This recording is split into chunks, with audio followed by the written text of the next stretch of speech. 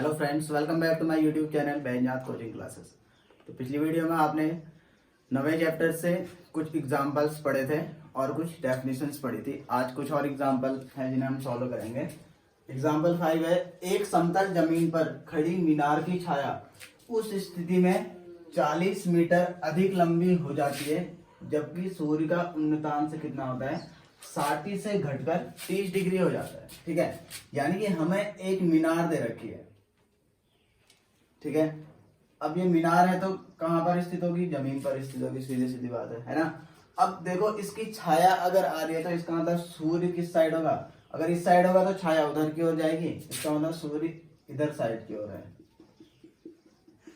ठीक है, यहां से इसकी जो छाया पड़ेगी इधर की ओर पड़ेगी।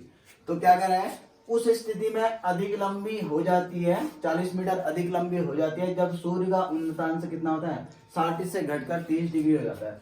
बाई चांस हमने मान लिया कि इस बिंदु पर, ठीक है, जब छाया की जब मीनार की छाया इतनी थी तो इस कंडीशन पे कितना बन रहा था इसका एंगल, ये मान लिया हमने 60 डिग्री।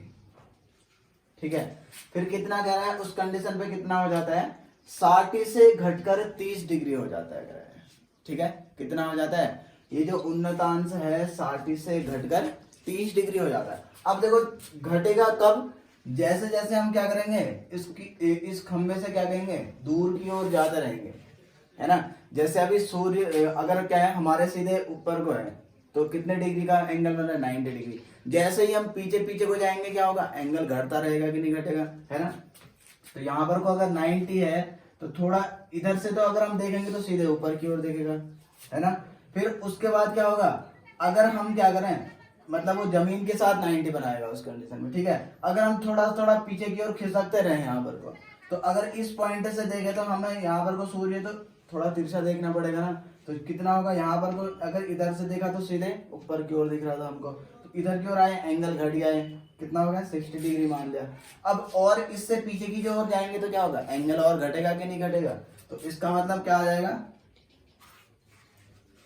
डिस्टेंस और ले लेते हैं इसमें। ठीक है, तो क्या कर रहे हैं, उस स्थिति में क्या कर रहे हैं, 40 मीटर अधिक लंबी हो जाती है डिस्टेंस जब कितना हो जाता है, 60 से 30 डिग्री। यानी कि जब हमने इसको यहां पर से देखा, 90 एंगल पे देखा जमीन के साथ, जब 90 बना रहा था ये मीनार, तो उस कंडीशन पे देखा तो कितना आ रहा था, ये 90 डिग्री का एंगल बन रहा था। फिर हमने कहां पर से देखा, थोड़ा सा दूर जाके देखा, तो ये कब की कंडीशन है, जब हमने 60 डिग्री पर देखा।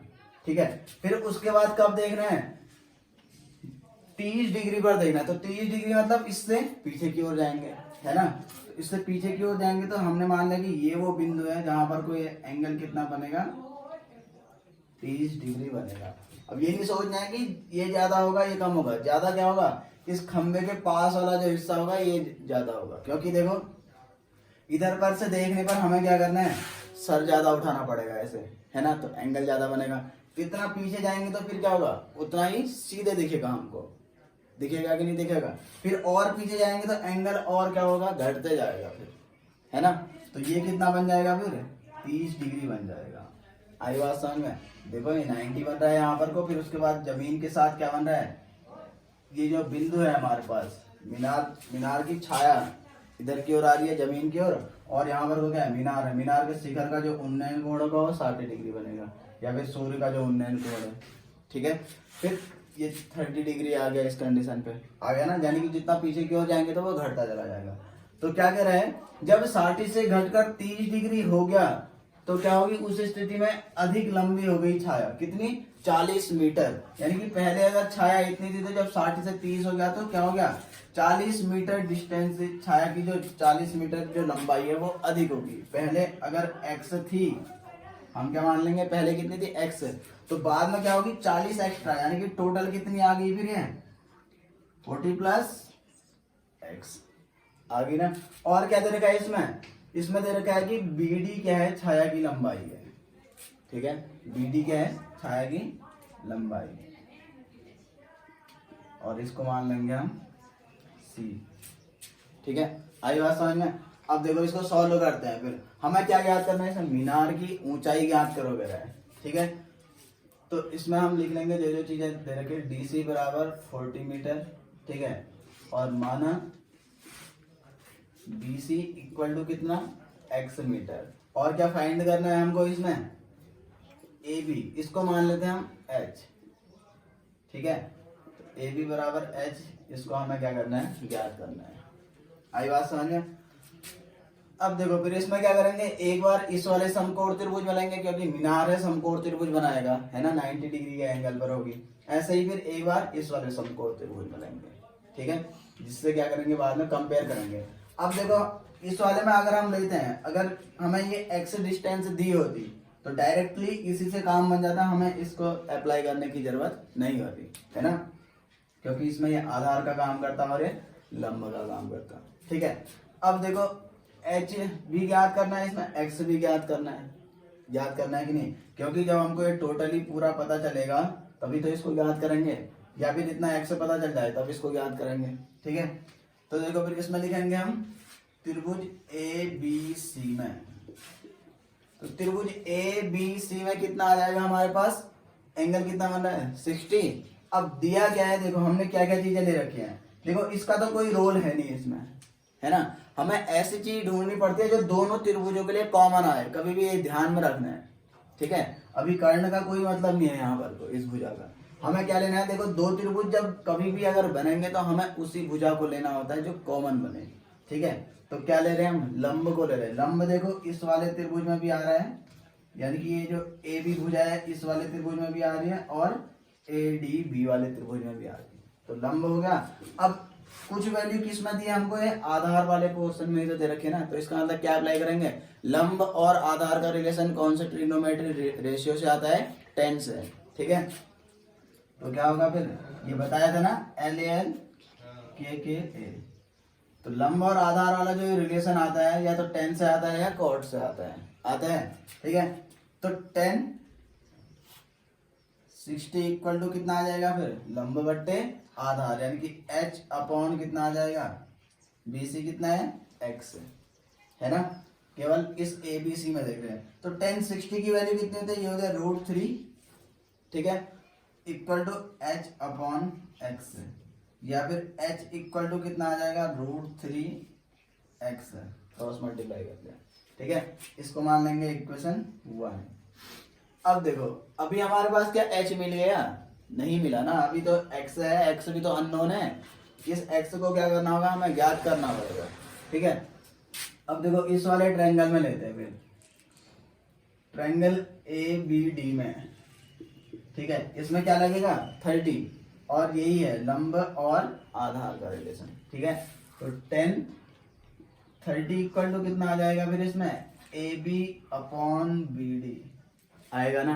तो AB की वैल्यू कितनी है h, BD की वैल्यू कितनी है, देखो 40 प्लस x है ना, 40 प्लस x, और 10 30 की जो वैल्यू आती है ये आती है 1/√3।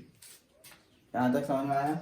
अब देखो यहां से h इक्वल टू कितना आ जाएगा फिर, देखो ऐसा करते हैं, इस यहाँ पर को जो x का मान आ रखा है उसको यहाँ पर को रख देंगे सीधे, ठीक है। तो देखो क्या करेंगे, इसको मान लेंगे समीकरण 2, समीकरण 1 से h बराबर √3x, समीकरण 2 में रखने पर, ठीक है, इसमें रखेंगे तो कितना आ जाएगा, 1/√3 इक्वल टू h की वैल्यू रख देंगे, ठीक है। अब ऊंचाई याद करनी है हमको, है ना, तो h की वैल्यू इसमें रख देंगे, यहां से x आ जाएगा हमारे पास, ठीक है।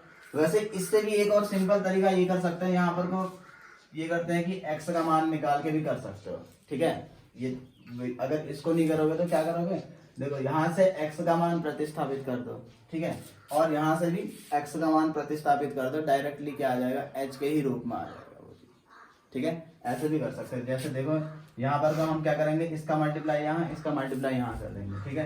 तो 40 प्लस x इक्वल टू कितना आ जाएगा, h√3 आएगा ना इतना। अब देखो यहाँ पर को हम x का मान निकाल लेते हैं, तो x बराबर कितना आएगा, √3 अपॉन h आ जाएगा ना। ये देखो इसका मल्टीप्लाई यहाँ, सॉरी यहाँ x का मान निकालना है ना, देखो x यहाँ चले जाएगा और √3 को यहाँ भेजेंगे, तो x equal to h upon √3 आएगा। आगे देखो अब देखो इसी चीज को हम कंपेयर करेंगे, यानी कि जो x का मान आ रखा है, ये आ रखा है ना इतना, इसको रख देंगे यहाँ पर, वो डायरेक्टली h निकल जाएगा। नहीं तो अभी जब हम पिछले वाले में कर रहे थे h का मान रख रहे थे तो उससे क्या आ रहा था, x डिस्टेंस आ रही थी। x हमको ज्ञात करना है नहीं, हमें तो केवल ऊंचाई चाहिए इसकी, चाहिए कि नहीं, तो डायरेक्टली ऊंचाई को निकाल लेंगे इसमें। तो क्या करेंगे फिर यहाँ से इसको मान लेंगे इक्वेशन 2, ठीक है। तो समीकरण 1 से x बराबर h अपॉन रूट 3 कहाँ रखेंगे, समीकरण 2 में रखने पर, ठीक है। समीकरण 2 में रख देंगे तो कितना आ जाएगा, 40 प्लस x के बदले कितना रखेंगे, h अपॉन रूट 3, ठीक है। और इक्वल टू कितना आ जाएगा, ये h अपॉन रूट 3 आ जाएगा ना। अब देखो ये h वाले चीजों को एक साइड ले जाएंगे तो कितना आ जाएगा, ये 40 equal to h root 3 minus h upon root 3 आ जाएगा ना। अब क्या करेंगे, इसमें से h को कॉमन ले सकते हैं, ठीक है।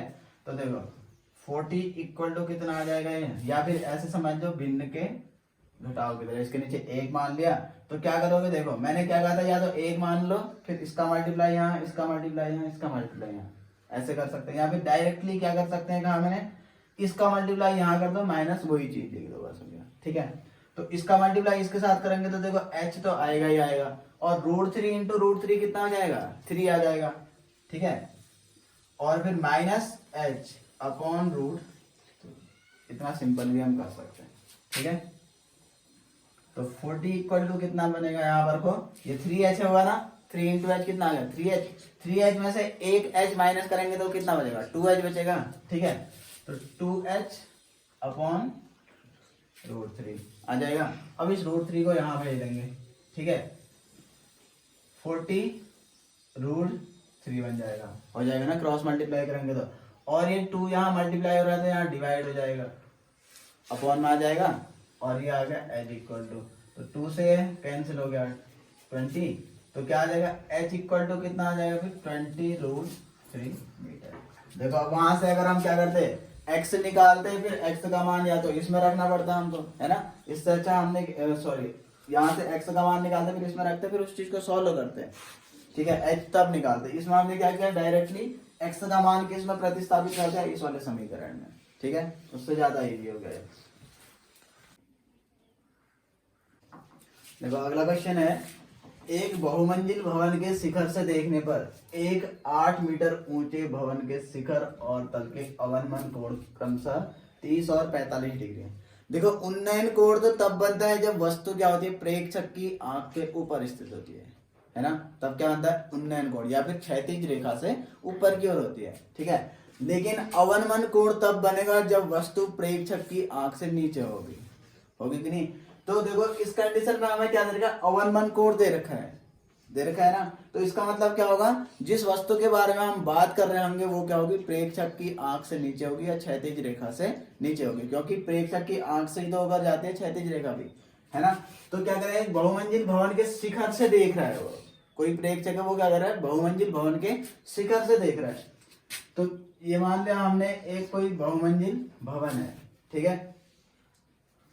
इसके शिखर यानी कि यहाँ पर से देखने पर एक 8 मीटर, अगर यहाँ पर से कोई प्रेक्षक क्या कर रहा है, किसी वस्तु को या किसी भी बिंदु को अगर देख रहा है, तो क्या करेंगे, इसमें कंडीशन क्या दी है, एक 8 मीटर ऊंचे भवन के शिखर को देख रहा है वो, है ना।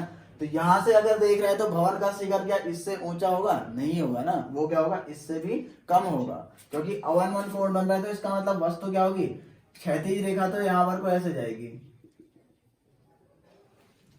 कि नहीं, ये क्या होगी, क्षैतिज रेखा, इसके आंख से होकर जाने वाली रेखा, ठीक है। ये क्षैतिज रेखा आ गई, तो क्षैतिज रेखा से जितना भी होगा क्या होगा, नीचे की ओर स्थित होगा, है ना। तो हमने मान लिया इसमें कि 8 मीटर ऊंचा भवन ये है, ठीक है। तो देखो वो क्या कर रहा है कि यहां पर से इस 8 मीटर ऊंचे भवन के शिखर को भी देख रहा है प्रेक्षक, ठीक है, और उसके तल को भी, यानी कि इसको, ये तल क्या होगा, जमीन पर होगा, ठीक है, भवन का जो तल होगा और इस बहुमंजिल भवन का जो तल होगा, दोनों का तल क्या होगा, एक ही जगह होगा, है ना। अब देखो यहां पर से इसके शिखर को भी देखा और इसके तल को भी देखा, तो इस कंडीशन में क्या दे रखा है, देखो लिखा है इसमें क्रमशः, यानी कि भवन के शिखर और तल के अवनमन कोण 30 और 45 डिग्री है। इसका मतलब शिखर का जो अवनमन कोण है, ये शिखर है ना, इसके साथ अवनमन कोण कितना बनेगा, 30 डिग्री, क्रमशः 30 लिखा। क्रमशः के बाद जो चीज पहले आई है, इसका मतलब जिसकी बात पहले करेगा वही चीज आएगा। तो शिखर का जो उन्नयन कोण है, अवनमन कोण है, ये कितना है, 30 डिग्री है, ये शिखर का हो गया। और ये वाली जो कंडीशन आई 45 डिग्री, ये किसका है, तल का है। तल वाली रेखा के साथ जो मिलाने वाला जो ये बिंदु है, तल वाली रेखा को मिलाने वाला जो क्या है, रेखा है, तल वाले बिंदु से इस रेखा को जो मिला रहा है, ये कितना है, 45 डिग्री। आई बात समझ में। अवनमन कोण क्या होता है, दृष्टि रेखा। दृष्टि रेखा कहाँ पर आ रही है, जिस बिंदु की हम बात कर रहे हैं, ये दृष्टि रेखा है, और प्रेक्षक की आंख से होकर जाने वाली रेखा। कब, जब क्या होता है, वस्तु प्रेक्षक की आंख से नीचे की ओर स्थित है, तभी अवनमन कोण बनेगा। तो ये 45 डिग्री और 30 डिग्री है। शिखर का कोण 30 डिग्री है। तो देखो शिखर वाली रेखा यही तो है ना, ये शिखर से मिलाने वाली रेखा, ये 8 मीटर ऊंचा भवन है। यहां से देख रहे हैं इसको, तो इसका शिखर ये है, इसका तल ये है। तो शिखर को मिलाने वाला जो एंगल होगा, मतलब रेखा जो होगी, वो दृष्टि रेखा के क्षैतिज रेखा के साथ 30 डिग्री का एंगल बनाएगी, और तल के साथ 45 डिग्री का। अब देखो ये क्षैतिज है, तो हम क्या कर सकते हैं, यहाँ पर इसी के समांतर एक लाइन और ड्रॉ कर सकते हैं ना। अब देखो जितना इन दोनों के बीच की डिस्टेंस है यहाँ पर होगी, उतना ही यहाँ पर को भी तो होगी कि नहीं होगी। क्यों, देखो दोनों क्या है, दोनों भवन है, तो एकदम स्ट्रेट खड़े होंगे ऊपर की ओर, यानी कि जमीन के साथ 90 डिग्री का एंगल बनाते हुए खड़े होंगे, है कि नहीं। तो देखो अब जितना गैप यहाँ पर को होगा दोनों के बीच में, उतनी ही दूरी इसके शिखर पर भी तो होगी कि नहीं, क्योंकि ये यहाँ से यहाँ तक पूरा स्ट्रेट है, ये भी स्ट्रेट है, दोनों के बीच का जो गैप होगा वो कितना आएगा, बराबर आएगा। इस कंडीशन पे क्या हो जाएगा, देखो दोनों रेखाएं हमने ये इसके समांतर खींच ली, इसके समांतर ये वाली रेखा, तो समांतर भी होगी, बराबर होगी। तो इसका मतलब ये क्या बन रहा है, समांतर चतुर्भुज कह सकते हैं, है ना। समांतर चतुर्भुज जब है, तो इसका मतलब क्या हो जाएंगी, ये वाली भुजा और ये वाली भुजा, ये दोनों भी तो समांतर होंगी, क्योंकि समांतर चतुर्भुज की प्रॉपर्टी होती है कि इसकी सम्मुख भुजाएं समांतर होती हैं करके। ऐसा चतुर्भुज जिसकी सम्मुख भुजाएं समांतर होती हैं, तो ये दोनों तो समांतर हो गई, और ये दोनों भी क्या होंगी फिर समांतर। अब इतना जब इतने के समांतर है, तो ये पूरी लाइन, अगर इसको हम थोड़ा सा आगे की ओर बढ़ाने का, ये पूरी लाइन इसके समांतर भी होगी ना, होगी कि नहीं, क्योंकि जब इतनी लाइन जब इसके समांतर है, तो इसको थोड़ा सा आगे की ओर बढ़ा लेंगे तो क्या होगा, फिर वो भी तो समांतर हो ही जाएगी उसके, क्योंकि समांतर रेखाएं हैं, इनको हम कितना भी बढ़ा लें एक दूसरे को कभी निकालेंगे, ठीक है। तो इस बिंदु को हमने ए मान लिया, इसको बी, सी, इसको डी, इसको ई और एफ, ठीक है। अब देखो फिर समांतर चतुर्भुज की अगर ये समांतर रेखाएं बन रही हैं, क्या बन रही है, समांतर रेखाएं अगर ये बन रही हैं, ठीक है, तो देखो एक कंडीशन और, ये क्षैतिज तल है ना, यहाँ पर क्या है, क्षैतिज तल। तो इस कंडीशन पे क्या हो जाएगा, ये इसके समांतर होगी कि नहीं, ये क्या है, क्षैतिज रेखा। तो क्षैतिज रेखा क्या होती है, क्षैतिज तल के समांतर जाने वाली रेखा क्षैतिज रेखा। तो इसका मतलब ये दोनों समांतर रेखाएं हैं, है या नहीं है। तो देखो समांतर रेखाएं हैं ये ए बी और ई एफ, ए बी और ई एफ क्या है, समांतर रेखाएं है ना। और ये जो बीच की लाइन देखो, ये ए ई, सॉरी ए यहाँ पर को है, बी इधर पे है, ठीक है। तो ये ए बी और ई एफ समांतर रेखाएं हैं, और एक लाइन है इसमें ए ई, कौन सी लाइन है, ए ई। तो ये देखो एक तिर्यक रेखा का काम कर रही है कि नहीं, ये दोनों समांतर रेखाएं हैं और ये तिर्यक रेखाएं हैं, है ना, तिर्यक रेखा है। तो इसका मतलब क्या होता है, इनके कटान बिंदु पर और तिर्यक रेखा के विपरीत ओर बनने वाले जो कोण होते हैं, ये क्या होते हैं, एकांतर कोण, और आपस में क्या होते हैं, बराबर होते हैं, ठीक है। तो इसका मतलब क्या होगा, ये जो 45 डिग्री एंगल यहाँ पे बन रहा है, यहाँ पर को भी तो 45 ही बनेगा कि नहीं बनेगा, कैसे, एकांतर कोण वाली प्रॉपर्टी से, ठीक है। ऐसे ही अब देखो ये लाइन इसके समांतर है या नहीं, हमने इस वाली लाइन को इसी के समांतर तो ड्रॉ करा है, ठीक है। अब ये लाइन इसके अगर समांतर है और ये इसके समांतर है, तो ये इसके भी तो समांतर हो जाएगी। एक ही ऐसी रेखाएं जो एक ही रेखा के समांतर होती है, आपस में भी क्या होती है, समांतर, यानी कि ये भी इसके समांतर है, ये भी इसके समांतर है, तो ये दोनों आपस में भी तो समांतर होंगी ना। तो इसका मतलब क्या है, ये 30 बन रहा है तो ये भी कितना बन जाएगा, 30 डिग्री बन जाएगा। यहाँ तक समझ में आया। अब देखो फिर हम इसको सॉल्व करते हैं, ठीक है। तो हमें इसमें ज्ञात क्या करना है, देखो यहाँ से यहाँ तक का 8 दे रखा है, तो इतना भी क्या होगा, 8 मीटर होगा। होगा कि नहीं होगा। तो अब देखो इसमें एक चीज लिखेंगे, जो कि ए बी समांतर ई एफ, ए बी तो ई एफ के समांतर होगा ही होगा, होगा ना।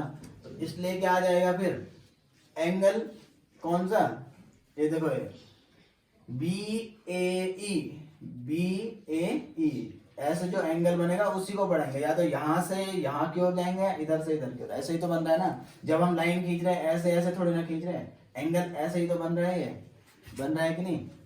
तो क्या कहेंगे इसको, बी ए ई।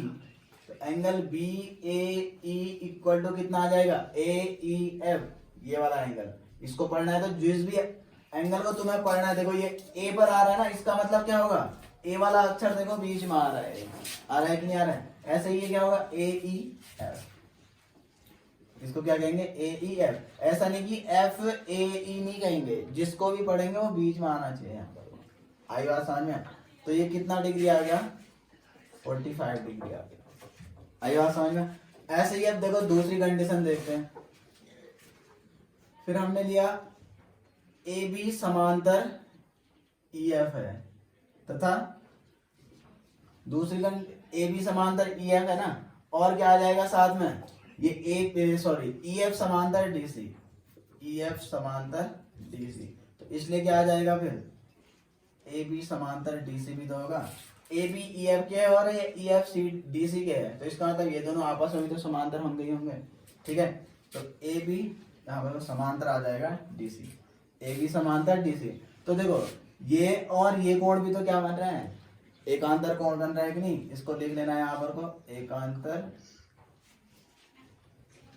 कोण, ठीक है।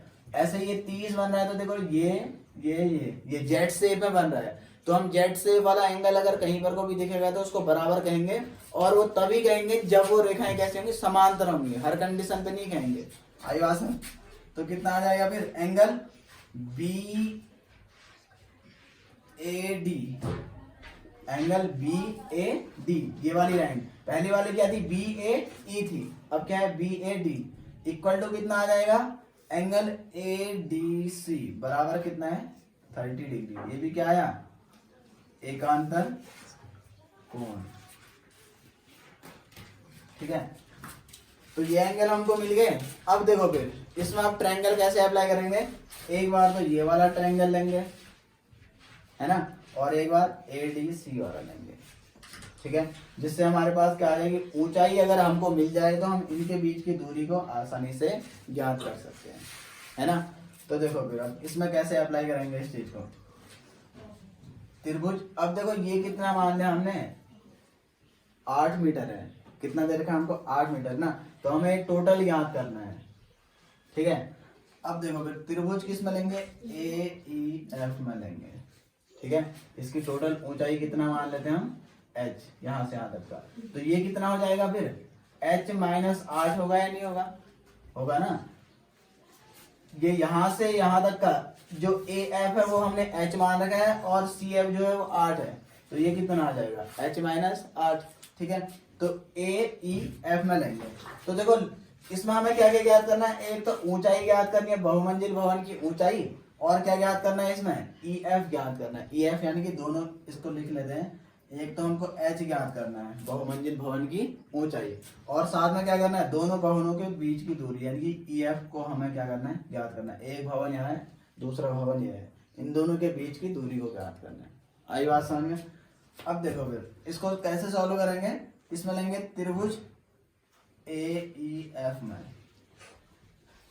ठीक है, ए ई एफ में। तो क्या दे रखा है, लंब और आधार, यही दोनों चीजें तो ज्ञात करनी है ना। तो किससे आता है, 10 से, ठीक है। तो क्या आ जाएगा यहाँ पर को, 10 45 इक्वल टू कितना बनेगा, A F upon E F, A F upon E F आ जाएगा, लंब बटे आधार। तो 10 45 की जो वैल्यू आती है वो कितनी आती है, 1, ठीक है।